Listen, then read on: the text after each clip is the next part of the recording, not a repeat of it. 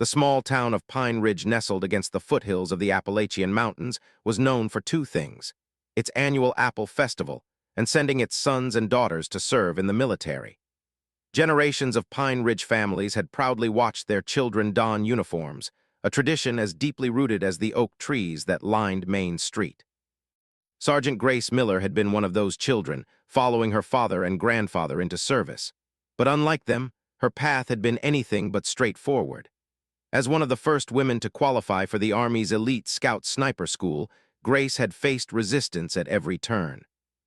"Miller, front and center," Sergeant Major Dawson's voice boomed across the training field at Fort Benning, Georgia. Grace stepped forward, her back straight, eyes focused ahead. At 5'7", she wasn't imposing, but the quiet determination in her hazel eyes spoke volumes. "Sir, yes, sir," she responded, her voice clear and strong.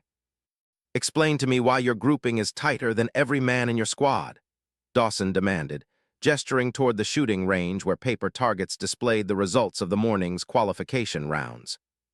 "Practice and proper breathing technique, sir," Grace answered simply. Dawson scowled. "You think you're special, Miller? You think because you can shoot well on a controlled range that you belong in Scout Sniper School?" "No, sir. I think my scores speak for themselves, sir." A few snickers rose from the assembled soldiers. Staff Sergeant Ryan Cooper, the assistant instructor, stepped forward.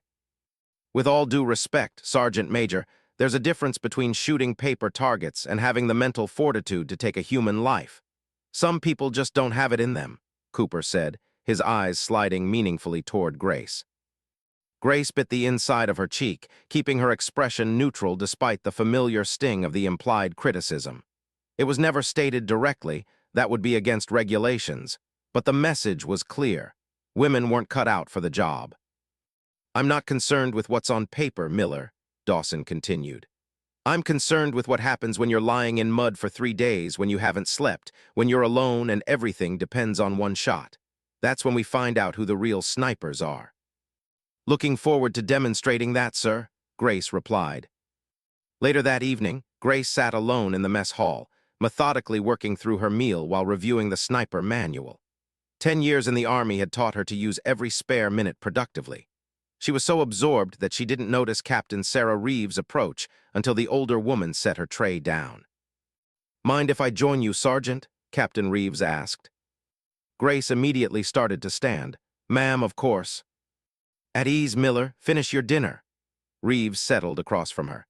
At 42, she was one of the most respected officers on base, having served multiple combat tours as a military intelligence officer.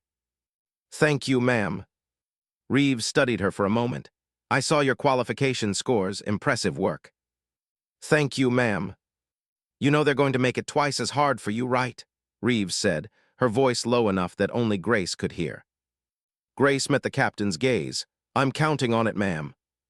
A smile flickered across Reeves' face. "Good answer, but that's not why I wanted to talk to you." She pushed a folder across the table. "Orders just came down. Your unit is being deployed to the Philippines in 3 weeks. Joint counterterrorism operation with Philippine Army units in Mindanao." Grace's pulse quickened as she opened the folder. The southern Philippines had been dealing with insurgent groups for years, and the dense jungle terrain made it perfect sniper country. "You'll be attached to Alpha Company as their designated marksman. Not officially as a sniper since you haven't completed the full course yet, but close enough." "I understand, ma'am. Thank you for letting me know." Reeves leaned forward. "Listen carefully, Miller. This isn't just any deployment. The area you're heading to has seen increased activity from the Abu Sayyaf group. They've taken several hostages in the past month, including 2 American aid workers."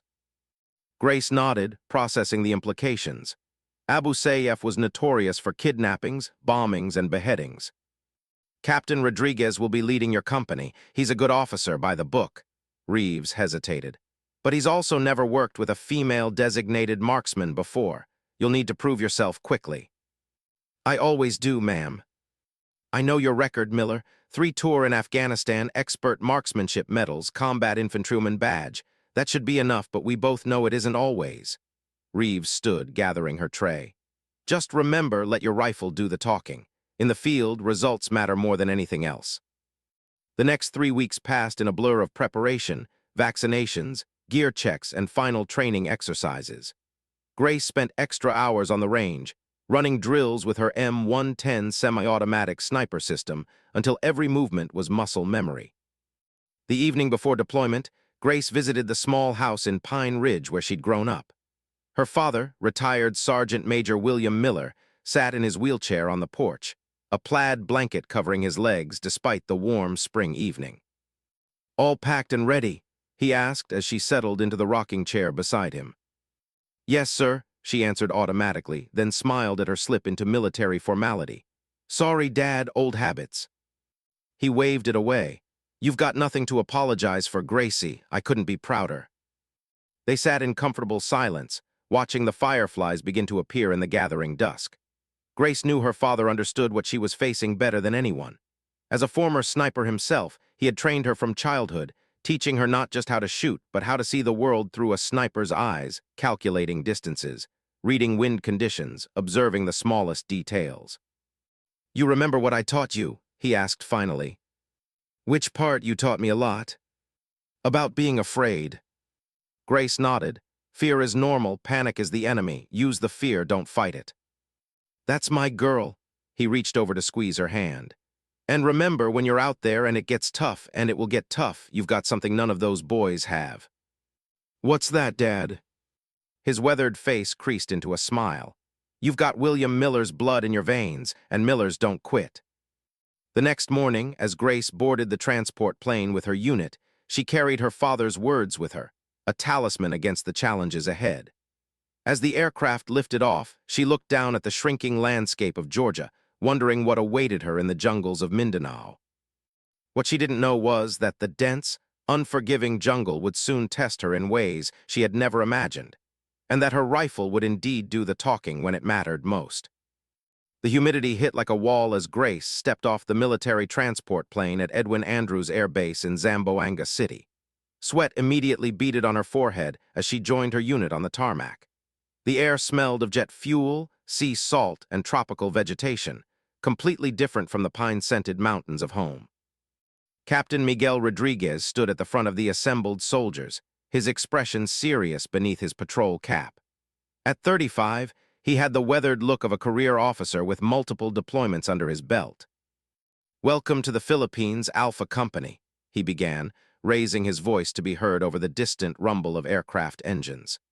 "We'll be moving out to our forward operating base in the morning. Until then, get your gear squared away, drink water, and be ready for a briefing at 1800 hours." As the soldiers dispersed toward their temporary quarters, Grace felt Rodriguez's eyes follow her. She'd noticed his reaction when she first reported to the unit, the momentary surprise, quickly masked by professional neutrality. It was a look she'd grown accustomed to over the years. The briefing that evening laid out their mission. Alpha Company would be conducting joint patrols with Philippine Army units, gathering intelligence on Abu Sayyaf movements, and supporting operations to locate and rescue the American hostages. "Miller," Rodriguez said as the briefing concluded, "I need a word." Grace remained behind as the others filed out of the tent, standing at parade rest until they were alone. "At ease, Sergeant," Rodriguez said, gathering his maps. "I've reviewed your file. Your marksmanship scores are impressive." "Thank you, sir. But I need to be clear about something." He looked up, meeting her eyes directly. "In my company, everyone pulls their weight. I don't care if you're male, female, or Martian. If you can't keep up, you'll be sent back to base duties. Understood?" "Perfectly, sir." Rodriguez studied her for a moment longer. "Your primary role will be overwatch during patrols and operations. Lieutenant Wallace will be your spotter and team leader. He's one of my best officers, but he's traditional. Earn his respect, and the rest of the unit will follow." "I'll do my job, sir." "See that you do." Rodriguez nodded dismissal, turning his attention back to his maps. The forward operating base, situated on a hilltop overlooking miles of dense jungle, consisted of a cluster of prefabricated buildings surrounded by sandbagged walls and guard posts. As Alpha Company settled in, Grace quickly established a routine, maintaining her gear, studying terrain maps, and finding quiet corners to practice breath control exercises essential for precision shooting. Lieutenant Mark Wallace made his opinion clear during their first patrol briefing. "Miller, You'll maintain position 15 meters behind the main patrol element. If we make contact, your job is to identify and eliminate any hostile snipers or spotters, not to engage in direct firefights. Can you handle that?" The implied doubt in his tone was unmistakable. "Yes, sir. I'm familiar with standard operating procedure for designated marksmen." Wallace's expression tightened slightly. "This isn't Kansas anymore, Miller. The jungle has a way of separating the talkers from the doers." Their first 3 patrols were uneventful, long, sweaty treks through dense vegetation, the constant buzz of insects, and the eerie calls of unfamiliar birds their only companions. Grace quickly learned that the Philippine jungle was an entity unto itself, alive, watchful, and utterly indifferent to human presence. On the 4th day, everything changed. The patrol had split into 2 elements to investigate a reported sighting of armed men near a remote village. Grace was with Lieutenant Wallace and 5 other soldiers, moving cautiously along a narrow trail when their radio man, Specialist Torres, suddenly raised his hand in the universal signal to stop. "Sir," he whispered, "base is reporting gunfire at the village up ahead. 2nd patrol element is requesting backup." Wallace didn't hesitate. "Double time but maintain noise discipline. Miller, find a position with good sightlines to the village." The sound of gunfire grew louder as they approached, sporadic bursts rather than sustained combat. Through gaps in the foliage, Grace could see smoke rising from what appeared to be a small collection of wooden houses. Wallace signaled the team to spread out while Grace quickly assessed the terrain. A fallen tree on a slight rise offered both concealment and a clear view of the village center. She moved into position, setting up her rifle as Wallace crawled up beside her with binoculars. "What do you see?" he asked, scanning the area. Grace settled behind her scope, controlling her breathing as she surveyed the scene. The village consisted of about a dozen structures arranged around a central dirt area. Several buildings were burning. Through her scope, she could see the other patrol element pinned down behind a stone wall on the far side. "Enemy force approximately 8 to 10 fighters using the central building as cover," she reported. "They've got our guys pinned down. Can't tell if they're Abu Sayyaf or another group." Wallace keyed his radio to report their position and findings to Captain Rodriguez. "Orders are to provide covering fire so 2nd element can withdraw," he told Grace. "They've got wounded." Grace nodded, already adjusting her rifle's elevation for the distance.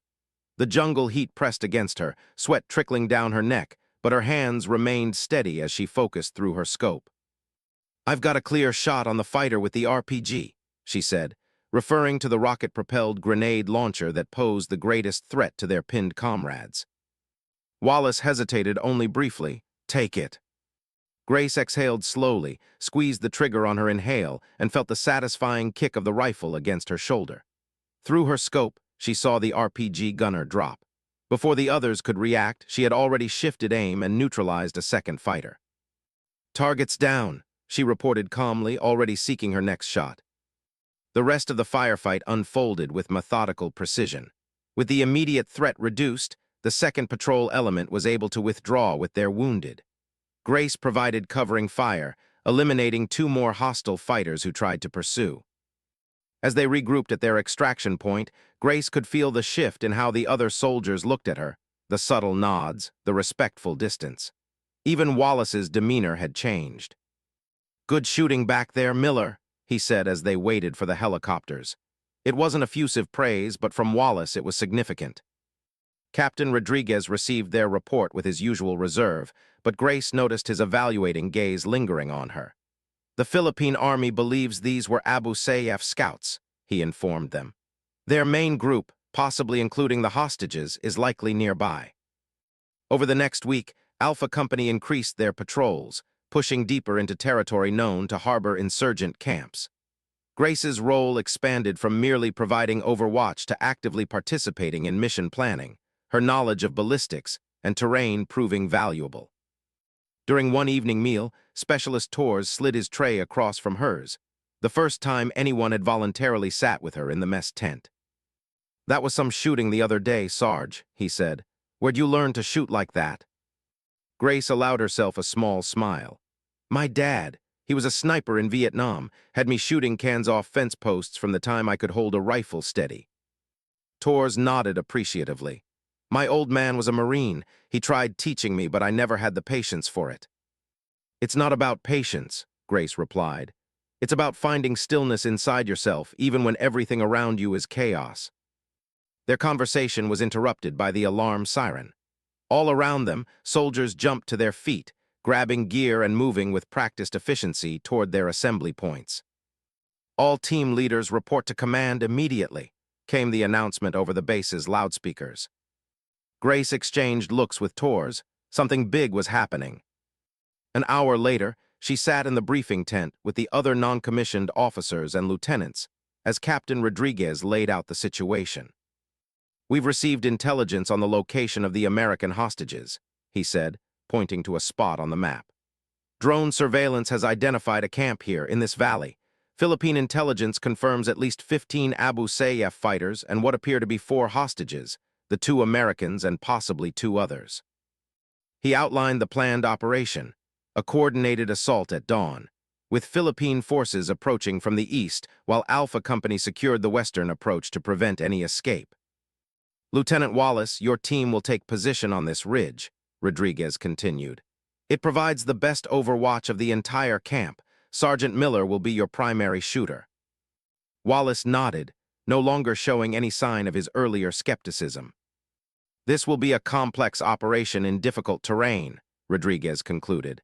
These insurgents know we're looking for them, and they won't hesitate to kill the hostages if they feel cornered. Questions? Grace spoke up.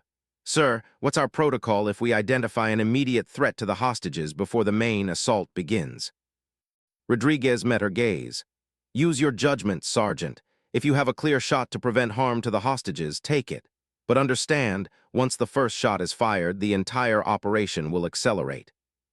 Understood, sir. As they prepared their gear that night, Grace felt the familiar calm focus settling over her. Tomorrow would test everything she had trained for. Lives would hang in the balance, possibly on her ability to make impossible shots under pressure. Lieutenant Wallace approached as she was checking her rifle for the 3rd time. Get some sleep, Miller, he said. I need you sharp tomorrow. Yes, sir, she looked up at him. Can I ask you something? He nodded. Do you still think women don't belong in combat roles? Wallace considered his answer carefully. I think there are very few people, men or women, who have what it takes to remain calm and effective in combat. You've proven you're one of them. He paused. But tomorrow will be different. Tomorrow we're not just fighting, we're trying to save lives. That's what we're always doing, sir, Grace replied quietly. Sometimes by taking lives, sometimes by protecting them. The mission doesn't change. Wallace studied her for a moment longer, then nodded. 400, wake up, be ready. As Grace finally lay down on her cot, she thought of her father, wondering if he had felt this same mixture of focus and uncertainty before his own missions. The jungle sounds outside the base permeated the night. Insects chirping, distant animal calls, the rustle of leaves in the gentle breeze. Tomorrow, those same peaceful sounds would provide the backdrop for violence. The jungle, she was learning, held many secrets. Soon, it would hear the crack of her rifle, and then, if she did her job right, a silence would follow that meant lives had been saved. The pre-dawn air hung heavy with moisture as Grace and Lieutenant Wallace's team moved silently through the jungle. Each step was carefully placed to avoid snapping twigs or rustling leaves. 4 hours of hiking through increasingly difficult terrain had brought them to the ridge overlooking the insurgent camp. Gray light filtered through the canopy as Grace set up her position, clearing small branches for an unobstructed view while maintaining natural cover. Below, the camp was beginning to stir, figures moving between simple wooden structures, smoke rising from cooking fires. I count 14, no, 15 combatants, Wallace whispered, scanning with his binoculars. Hostages appear to be in the central hut with the blue tarp roof. Grace peered through her scope, methodically sectoring the area. Confirming, I see 2 guards at the entrance, both armed with AK variants.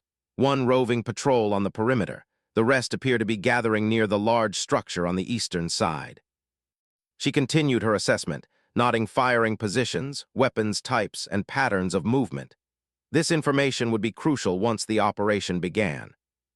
Radio check, Wallace murmured into his headset. Overwatch in position, all elements check in. One by one, the other teams confirmed their readiness. Alpha Company had encircled the western approaches while Philippine forces were in position to the east. The plan was simple. At 6:30, the Philippine forces would begin their approach, drawing attention eastward. If the insurgents attempted to flee west with the hostages, they would encounter Alpha Company's blocking positions. Grace and Wallace's team would provide overwatch throughout, eliminating high-priority threats and protecting the hostages if possible. As the minutes ticked by, Grace controlled her breathing, keeping her heart rate steady. This was the test, not just of her shooting skills, but of her ability to remain calm when everything depended on split-second decisions. At 6:25, Wallace tensed beside her.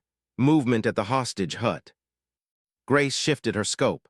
3 men had entered the structure, emerging moments later with 4 bound figures, 2 men and 2 women. Even from this distance, their American captives were identifiable by their height and coloring.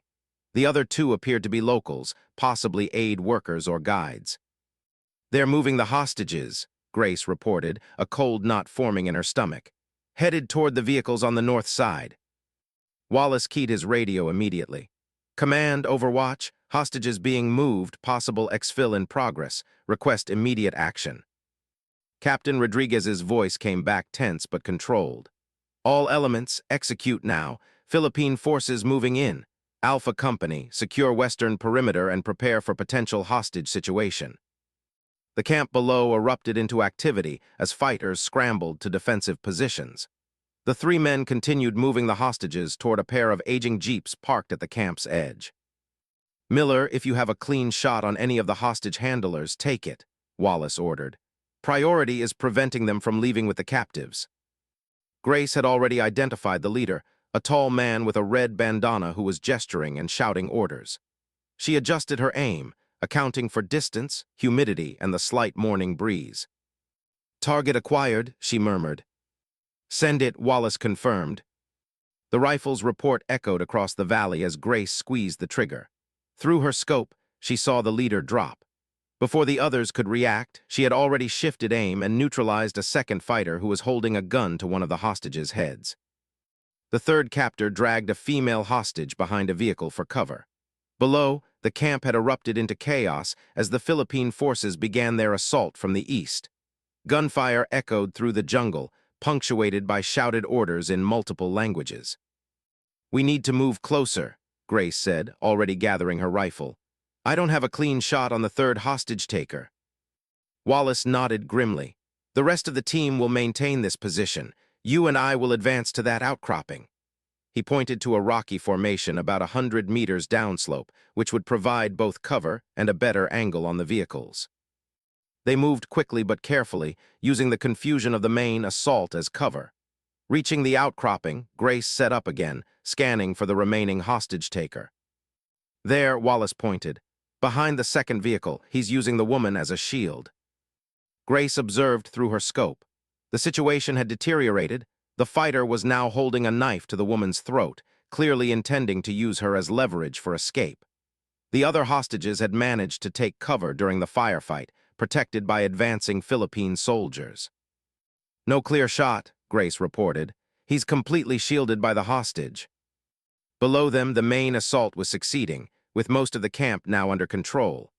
But the standoff at the vehicles remained critical. 1 desperate fighter, 1 vulnerable hostage, and no clean shot. Captain Rodriguez's voice crackled over their radios. "Overwatch, what's your status on the remaining hostage situation?" "No clear shot, sir," Wallace replied. "Target is using hostage as complete cover." "I need options, people. Philippine forces can't advance without endangering the hostage." Grace studied the scene, calculating angles and possibilities. A direct shot was impossible, but perhaps. "Sir," she said to Wallace, "I might have a solution, but it's unconventional." Wallace looked at her. "Let's hear it." "The vehicle he's using for cover has a side mirror. From this angle, I can see his reflection in it. If I can hit that mirror at the right angle, the glass fragments might disorient him enough to create an opening." Wallace stared at her. "That's a 1-in-a-million shot, Miller." "It's the only shot we've got," she replied simply. After a moment's hesitation, Wallace relayed the plan to Rodriguez. "It's your call, Lieutenant," came the captain's response. "But if she misses—" "She won't miss," Wallace said, his eyes on Grace. The simple vote of confidence meant more than any praise she'd received in her career. Grace settled into position, controlling her breathing as she had been taught. The shot would need to be perfect, striking the mirror at precisely the right angle to spray glass toward the insurgent without endangering the hostage. Philippine forces are ready to move the moment you create an opening, Wallace informed her. Don't rush, make it count. Grace nodded, already in her zone of perfect concentration. The world narrowed to her sight picture, the small rectangle of the side mirror, the partial reflection of the fighter's face visible within it. She calculated the angle, adjusted for the properties of the glass, and took one final breath. The crack of her rifle was followed by the distinctive sound of shattering glass. Through her scope, she saw the fighter flinch and instinctively turn away from the spray of fragments, momentarily loosening his grip on the hostage. It was all the opening the Philippine Special Forces needed. Two operators surged forward, one pulling the hostage to safety while the other neutralized the threat. Within seconds, the situation was resolved. Target down, hostage secure, Wallace reported, the relief evident in his voice. All hostages accounted for. Grace lowered her rifle, her hands steady despite the adrenaline coursing through her. The impossible shot had worked. Outstanding work, Sergeant, Wallace said quietly. As they made their way down to join the main force, Grace could see the rescued hostages being treated by medics. The woman she had helped save sat wrapped in a blanket, clearly traumatized but alive. Their eyes met briefly across the distance, a moment of connection between the saved and the savior. Captain Rodriguez approached as they reached the perimeter. Wallace Miller, he acknowledged. That was some of the finest shooting I've ever witnessed, Sergeant. Thank you, sir. The hostages are shaken but unharmed. They'll be evacuated within the hour. Rodriguez's normally stern expression softened slightly. You should know that the woman you saved is Dr. Emily Carson from Doctors Without Borders. She's been providing medical care to remote villages for the past 3 years. The significance wasn't lost on Grace. One life saved meant countless others would continue to receive care in communities that desperately needed it. As the operation wound down and the camp was secured, Grace found herself standing apart, watching the controlled activity around her. The jungle that had hidden so much danger now seemed oddly peaceful again, birds cautiously returning to call among the trees. Specialist tours approached, offering a canteen of water. That mirror shot is already becoming legend, Sarge. Nobody's going to believe it back at base. Grace accepted the water gratefully. It was just geometry and a little luck. That wasn't luck, Torres replied seriously. That was skill, the kind they can't teach. As the helicopters arrived to extract the hostages and wounded, Lieutenant Wallace joined them. Miller, you'll be on the first transport back with the hostages. Captain's orders. Grace frowned. Sir, I'm not wounded. I can remain with the team. This isn't optional, Sergeant. There's a brigadier general waiting at base who specifically requested to speak with the sniper who made the mirror shot. Wallace's expression was unreadable. Apparently, someone broke radio protocol and transmitted a description of your shot to headquarters. It's created quite a stir. I'm sorry if I'm in trouble, sir. Trouble? Wallace almost smiled. Miller, they're already calling it one of the most extraordinary sniper shots in recent military history. The general wants to shake your hand, not reprimand you. As Grace boarded the helicopter alongside the rescued hostages, she felt a strange mixture of pride and discomfort at the attention. She had simply done her job, the job she had trained her entire life to do. Dr. Carson, the woman she had helped save, sat across from her in the helicopter, studying her with exhausted but grateful eyes. They told me what you did, she said as the helicopter lifted off. That shot, they said it was almost impossible. Grace shrugged slightly. Just doing my job, ma'am. Your job saved my life, Carson's voice caught, and the lives of everyone I'll be able to help in the future. As the helicopter rose above the canopy, Grace looked down at the jungle spreading below them. From above, it looked peaceful, its dangers hidden beneath the unbroken carpet of green. Just like people, she thought, you never really knew what lay beneath the surface until tested. What Grace didn't know was that the test wasn't over. The most difficult challenge still lay ahead, one that would require more than just her extraordinary marksmanship to overcome. 3 days after the hostage rescue, Grace found herself in an unfamiliar position. standing before a gathering of officers and journalists as Brigadier General Howard Palmer described her actions to the assembled group. The impromptu ceremony had been organized at the main base in Zamboanga City, partly as a morale boost for the troops and partly as a public relations opportunity to showcase the success of joint operations. Sergeant Miller's extraordinary marksmanship and quick thinking saved the life of Dr. Emily Carson and helped ensure the success of the entire operation, the general was saying. Her actions represent the highest traditions of the United States Army. Grace maintained her military bearing despite her discomfort with being the center of attention. She was a sniper, trained to remain unseen, to operate in the shadows. Standing in the spotlight felt wrong somehow. After the ceremony, as photographers took pictures of her receiving a commendation, she noticed Captain Rodriguez speaking intently with Lieutenant Wallace nearby. Something in their expressions sent a chill through her. When they approached, her instincts were confirmed. "Sergeant Miller, we need to speak privately," Rodriguez said, his voice low and urgent. In the captain's office, the news was delivered without preamble. "There's been a security breach," Rodriguez began. "Someone leaked operational details to the media, including your name and role in the hostage rescue." Grace frowned. "Sir, I didn't." "We know it wasn't you," Wallace interjected. "The leak came from someone at divisional headquarters, possibly trying to capitalize on the positive press from the rescue." Rodriguez continued grimly. "The problem is that your name and image are now circulating on jihadist websites. Abu Sayyaf has specifically named you as a target." The implications sank in immediately. Not only was Grace now personally targeted, but her family back home could potentially be at risk as well. "We've already arranged for security at your father's home in Pine Ridge," Wallace assured her, seeing the concern on her face. "And you're being temporarily reassigned to base duties until we can assess the threat level." The sudden shift from decorated hero to security risk left Grace feeling off balance. After years of fighting to be taken seriously, to prove she belonged in combat roles, she was being pulled from the field, not because of her performance, but because someone else's mistake had made her a target. "With respect, sir," she said carefully, "removing me from operations is exactly what they want. It shows that their threats are effective." Rodriguez's expression remained unyielding.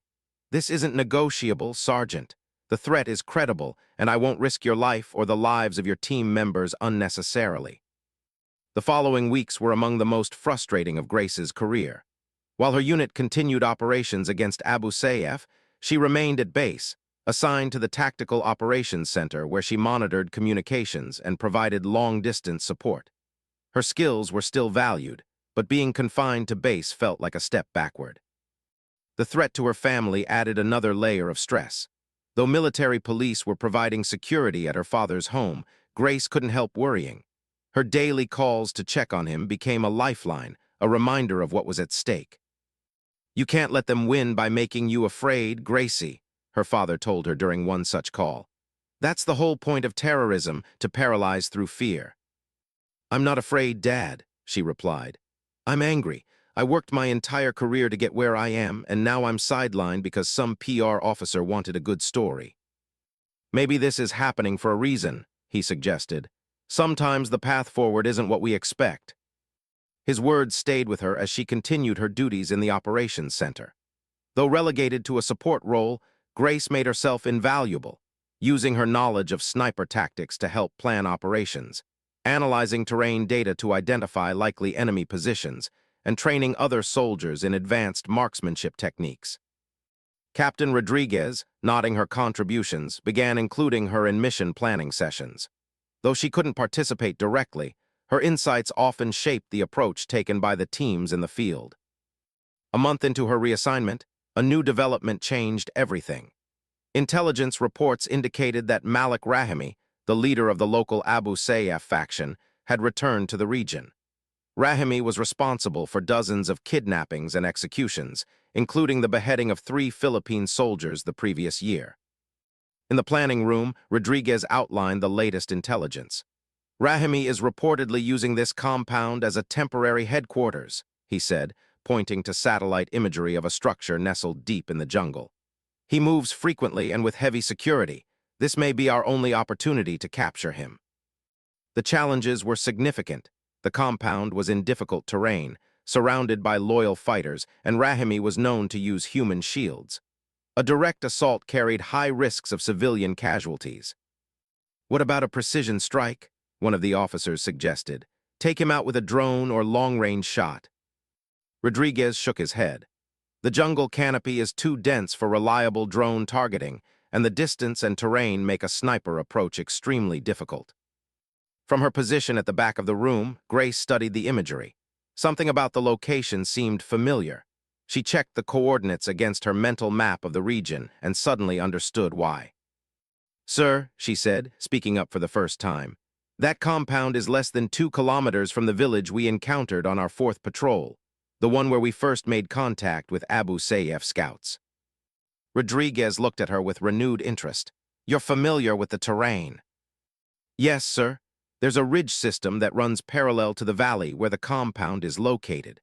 I noted it during our patrol as having excellent sight lines if we ever needed overwatch positions in that area." The captain considered this information. Even from the ridge, the shot would be extreme range, over a kilometer through jungle air conditions.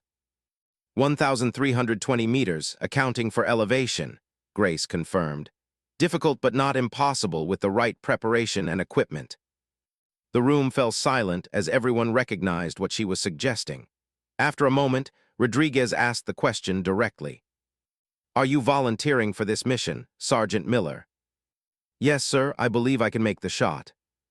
Rodriguez dismissed the other officers, leaving only himself, Wallace, and Grace in the room. "You understand what you're asking," he said once they were alone. "If we send you out there, it directly contradicts the security protocols put in place for your protection." "I understand, sir, but this is why I'm here to use my skills when they're needed most." Wallace spoke up. "The security threat to you is still active, Miller, if you're captured." "Then I won't be captured," she replied simply.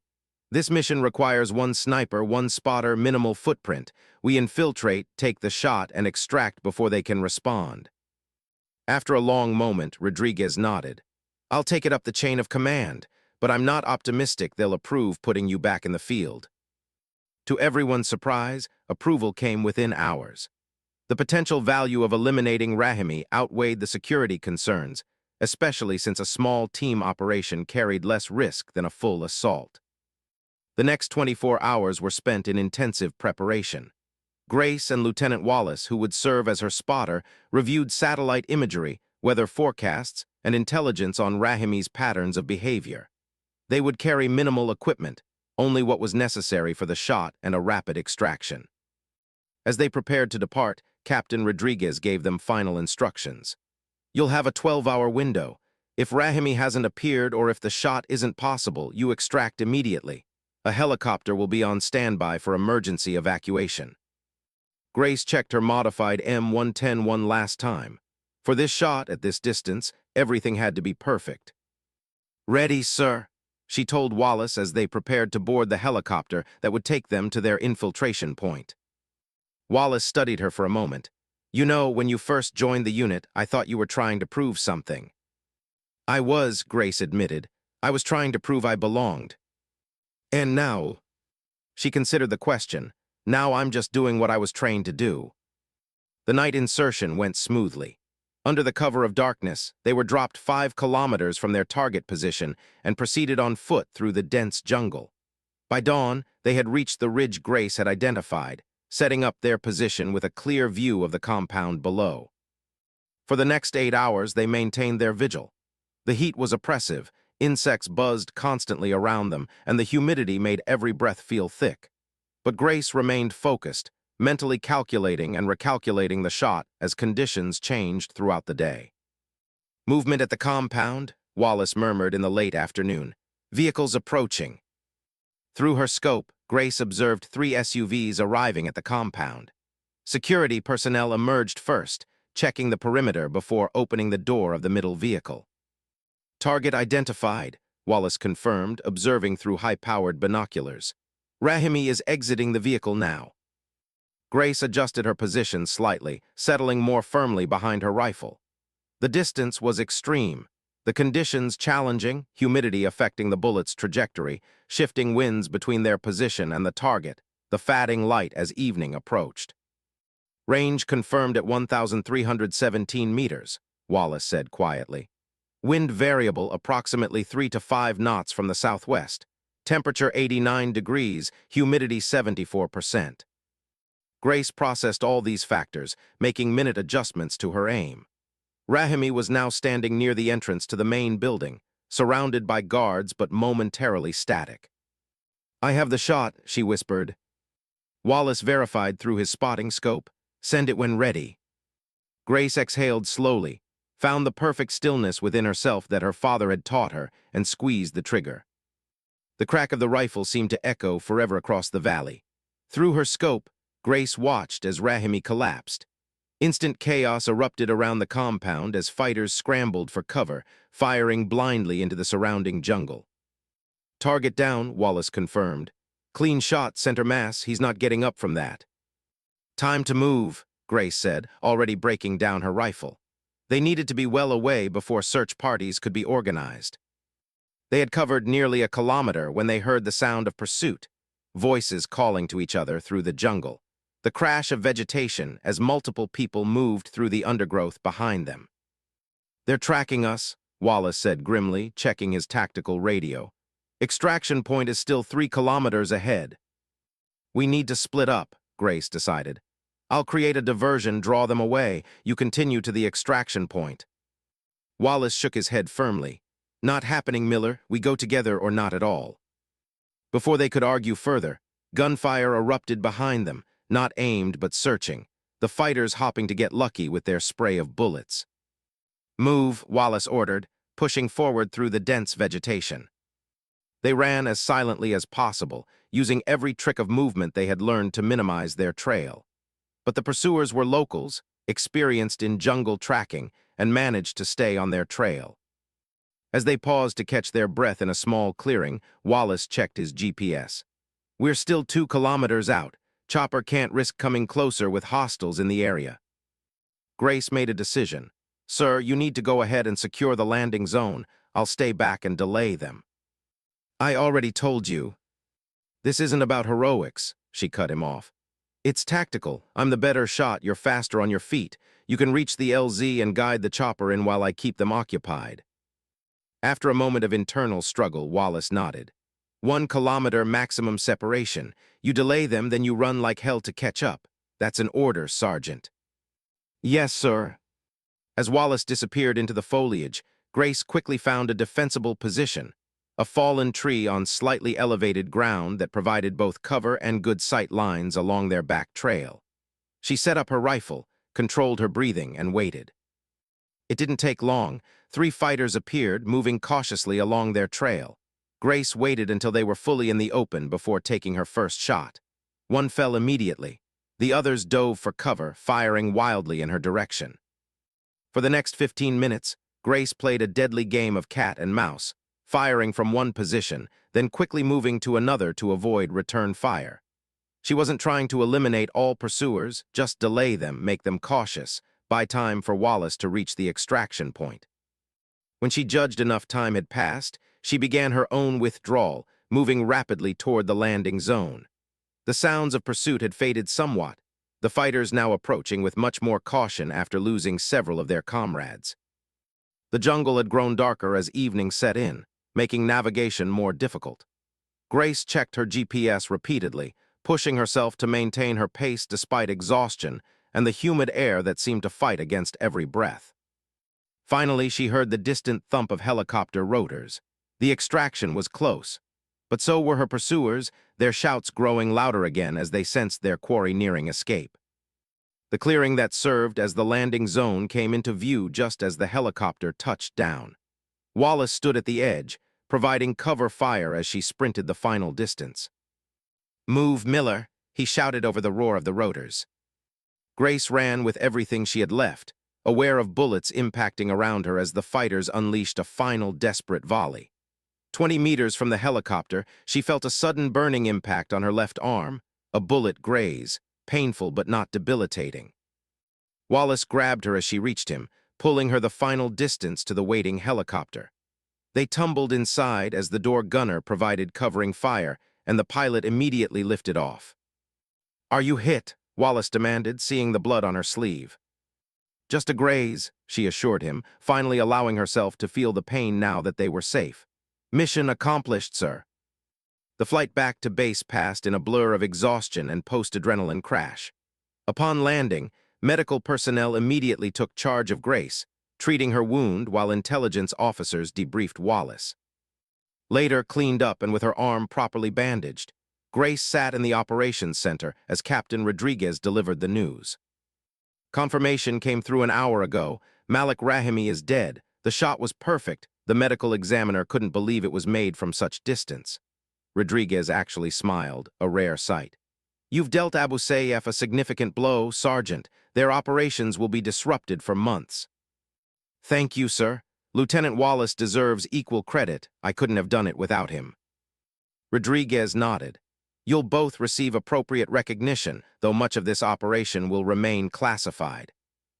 3 weeks later, Grace stood in her dress uniform beside her father's wheelchair in the Pine Ridge Town Square. The small ceremony was nothing like the media event at the base in the Philippines. Just the town mayor, a few local officials, and Grace's father's old Vietnam buddies. "For exceptional service to her country and her hometown," the mayor announced, "we are proud to present Sergeant Grace Miller with the key to the city of Pine Ridge." As polite applause sounded from the small gathering, Grace's father squeezed her hand, pride evident in his weathered face. "Your mother would have been so proud," he whispered. After the ceremony, as they sat on their porch watching the sunset, her father asked the question she'd been expecting. "So what happens now, Gracie? Will they let you go back to field operations?" Grace smiled, touching the small box in her pocket that contained her new insignia. "Actually, I've been promoted to Master Sergeant and reassigned. I'm going to be an instructor at the Scout Sniper School at Fort Benning." Her father's eyebrows rose. "The first woman instructor." "The very first," she confirmed. "Captain Rodriguez and Lieutenant Wallace both recommended me. Apparently, my unconventional approach to problem-solving and extraordinary skill under pressure make me an ideal candidate to train the next generation." William Miller laughed, a sound of pure joy. "So after all that fighting to be accepted in the field, you're heading back to a classroom." "Not just any classroom, Dad. I'll be helping shape the future of the program, establishing new protocols for snipers operating in environments like the Philippines. And," she paused, savoring the moment, "they're revising the Scout Sniper qualification requirements based partly on my field performance. Future candidates will be evaluated on skill, not gender." Her father nodded slowly, understanding the significance. "You've changed things, Gracie, not by demanding change, but by being so good they couldn't ignore you." As the evening deepened around them, Grace thought about the journey that had brought her here. From the young girl shooting, Kanzoff fence posts to the sniper whose shot had echoed through a Philippine jungle and changed the course of operations against a terrorist organization. The ridicule and doubt she had faced seemed distant now, replaced by the quiet satisfaction of knowing she had earned her place not by words, but by actions. Her rifle had indeed brought silence, not just to enemy fighters, but to those who had questioned whether a woman belonged in combat roles. And now she would help ensure that the next generation of snipers, men and women alike, would be judged solely on their abilities, their courage, and their dedication to the mission. The jungle had heard their screams, but her rifle had brought the silence. And in that silence, a new chapter was beginning, not just for Grace Miller, but for all those who would follow the path she had helped clear.